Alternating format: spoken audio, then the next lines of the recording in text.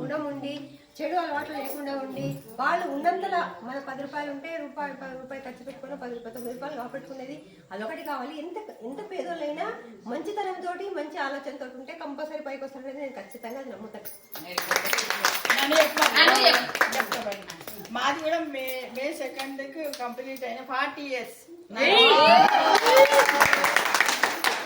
దాంట్లో ఏంటంటే మెయిన్ ఏంటంటే ఎప్పుడు కూడా ఆల్వేస్ బి పాజిటివ్ ఉండాలి. నెగిటివ్ థింక్ ఉంటే మెమరీస్ కానీ ఏవి కానీ ఎట్ పాయింట్ ఆఫ్ వ్యూ సైకలాజికల్గా కూడా ఉంటాము.